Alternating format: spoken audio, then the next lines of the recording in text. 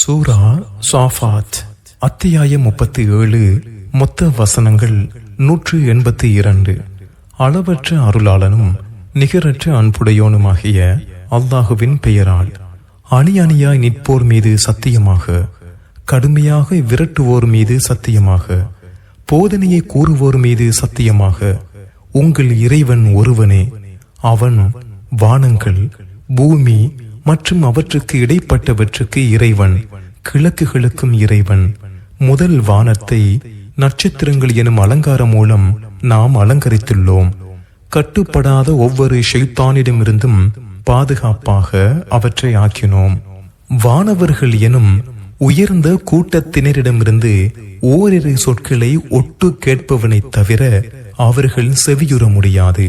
விரட்டப்படுவதற்காக ஒவ்வொரு பகுதியிலிருந்தும் அவர்கள் மீது எரியப்படும் பிரகாசமான தீப்பந்தம் அவர்களை விரட்டும். அவர்களுக்கு நிலையான வேதனையும் உண்டு. இவர்கள் வலிமையான படைப்பா அல்லது நாம் படைத்த மற்றவைகளா என்பதை இவர்களிடம் கேட்பீராக.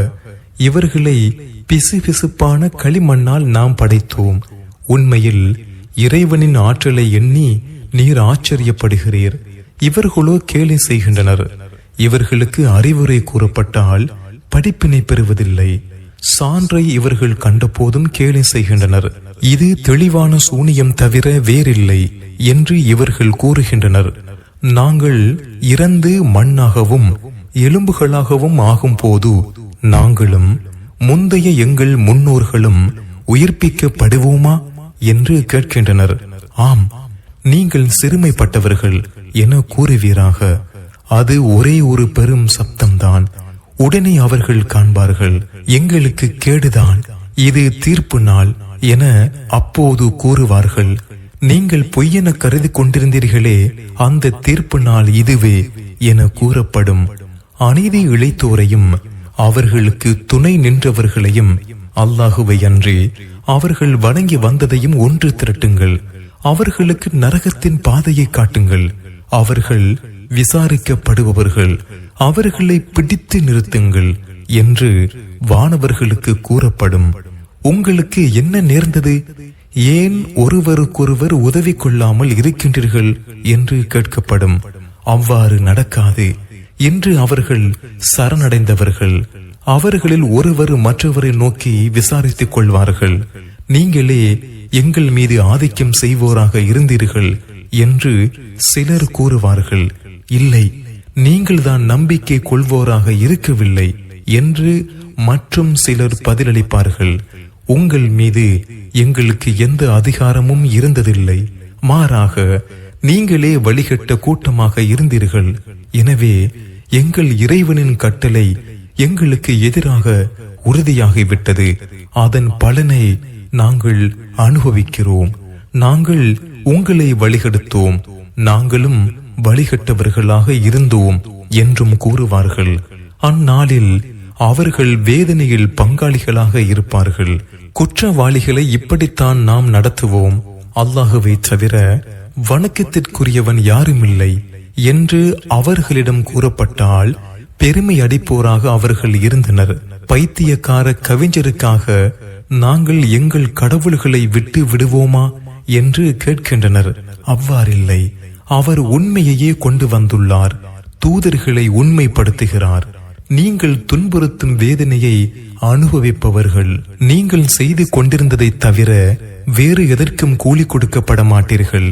தேர்ந்தெடுக்கப்பட்ட அல்லாஹுவின் அடியார்களை தவிர இனிமையான சொர்க்க சோலைகளில் அவர்களுக்கு அறியப்பட்ட உணவும் கனிகளும் உண்டு. அவர்கள் மரியாதையுடன் நடத்தப்படுவார்கள். கட்டில்களில் ஒருவரை ஒருவர் எதிர்நோக்குவார்கள். மது ஊற்றிலிருந்து நிரப்பப்பட்ட குவளைகள் அவர்களை சுற்றி வரும். அது வெண்மையானதும் அருந்துவோருக்கு இன்பம் அளிப்பதுமாகும். அதில் எந்த கேடும் இல்லை. அவர்கள் மதிமயக்கப்படவும் மாட்டார்கள். அவர்களுடன் தாழ்ந்த பார்வையுடைய கண் அழகிகள் மறைத்து வைக்கப்பட்ட முட்டைகளைப் போல் இருப்பார்கள். அவர்களில் ஒருவர் மற்றவரை விசாரித்துக் கொள்வார்கள். எனக்கு ஒரு நண்பன் இருந்தான். நீயும் மறுமையை நம்புவோரில் ஒருவனா? நாம் இறந்து மண்ணாகவும் எலும்புகளாகவும் ஆகும்போது நாம் கூலி கொடுக்கப்படுவோமா என்று என்னிடம் கேட்டான் என அவர்களில் ஒருவர் கூறுவார். நீங்கள் அவனை எட்டி பார்க்கிறீர்களா என்று இறைவன் கேட்பான். அவர் எட்டி பார்க்கும் போது அவனை நரகின் மத்தியில் காண்பார்.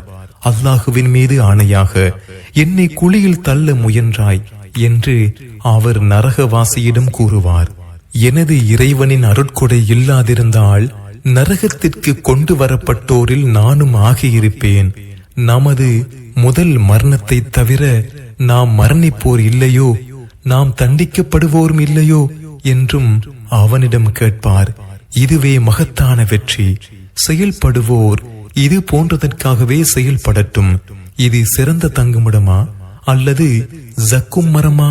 அதை அநீதி இழைத்தோருக்கு சோதனையாக நாம் ஆக்கினோம். அது நரகத்தின் அடித்தளத்திலிருந்து வெளிப்படும் மரம். அதனுடைய பாலை ஷைத்தான்களின் தலைகளை போன்றது. அவர்கள் அதிலிருந்து சாப்பிடுவர், அதிலிருந்து வயிறுகளை நிரப்புவர். கொதிக்க வைக்கப்பட்ட பானமும் இதற்கு மேல் அவர்களுக்கு உண்டு. மேலும் அவர்கள் மீளுமிடம் நரகமே. அவர்கள் தமது முன்னோர்களை வழிகட்டவர்களாகவே கண்டனர். அவர்களின் அடிச்சுவடுகளிலேயே இவர்களும் இழுக்கப்படுகின்றனர். முன்னோர்களில் அதிகமானோர் இவர்களுக்கு முன் வழிகட்டிருந்தனர். அவர்களிடம் எச்சரிப்போரை அனுப்பினோம். தேர்வு செய்யப்பட்ட அல்லாஹுவின் அடியார்களை தவிர எச்சரிக்கப்பட்டோரின் முடிவு எவ்வாறு அமைந்தது என்று கவனிப்பீராக. நூஹ் நம்மிடம் பிரார்த்தித்தார், நாம் ஏற்றுக்கொள்வோரில் சிறந்தவராவோம். அவரையும் அவரது குடும்பத்தினரையும் பெரும் துன்பத்திலிருந்து காப்பாற்றினோம். அவரது சந்ததிகளையே எஞ்சியோராக ஆக்கினோம்.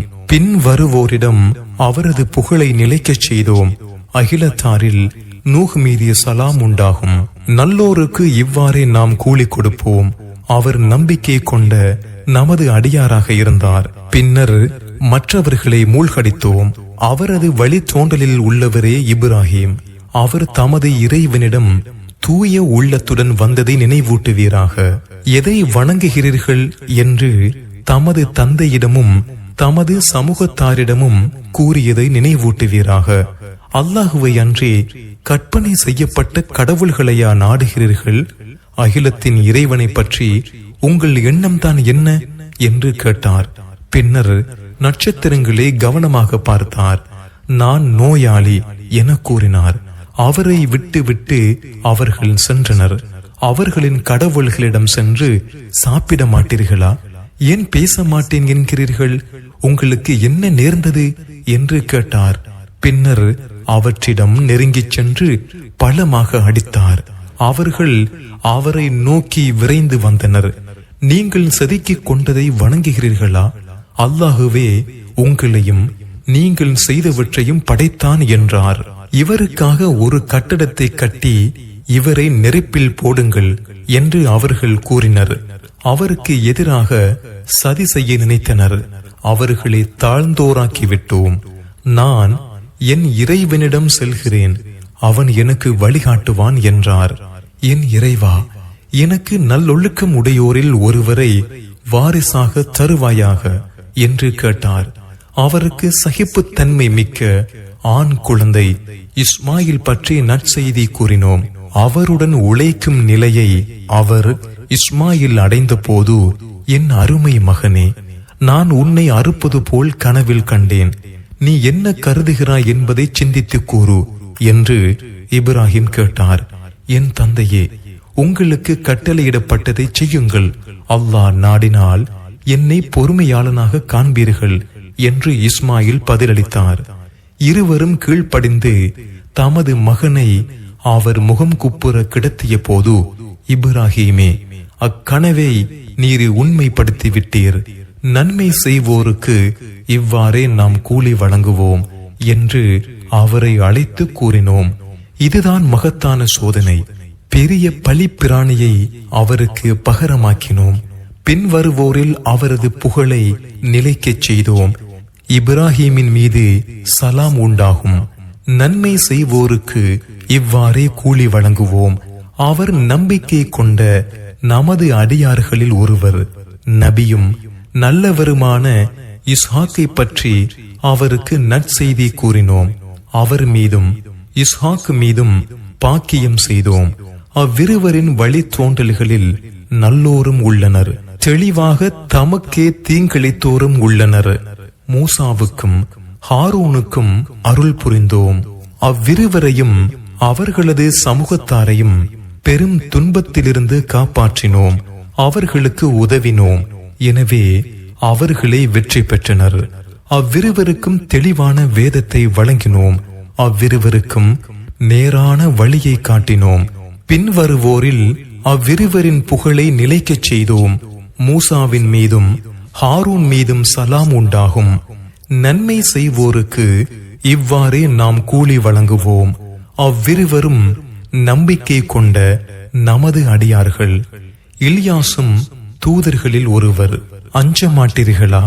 அழகிய படைப்பாளனும் உங்கள் இறைவனும் உங்கள் முன்னோரின் இறைவனுமாகிய அல்லாஹுவை விட்டுவிட்டு பால் எனும் சிலையை பிரார்த்திக்கிறீர்களா என்று தமது சமூகத்தாரிடம் அவர் கூறிய போது அவரை அவர்கள் பொய்யரென கருதினர். அவர்கள் நம்மிடம் கொண்டு வரப்படுவார்கள். தேர்ந்தெடுக்கப்பட்ட அல்லாஹுவின் அடியார்களை தவிர பின்வருவோரில் அவரது புகழை நிலைக்கச் செய்தோம். இல்யாசின் மீது சலாம் உண்டாகும். நன்மை செய்வோருக்கு இவ்வாறே நாம் கூலி கொடுப்போம். அவர் நம்பிக்கை கொண்ட நமது அடியார்களில் ஒருவர். லூத்தும் தூதர்களில் ஒருவர். அவரையும் அழிவோருடன் தங்கிவிட்ட கிழவியை தவிர அவரது குடும்பத்தார் அனைவரையும் நாம் காப்பாற்றியதை நினைவூட்டுவீராக. பின்னர் மற்றவர்களை அடியோடு அழித்தோம். காலை நேரத்திலும் இரவிலும் அவர்களை கடந்து செல்கிறீர்கள், விளங்க மாட்டீர்களா? யூனுஸ் தூதர்களில் ஒருவர்.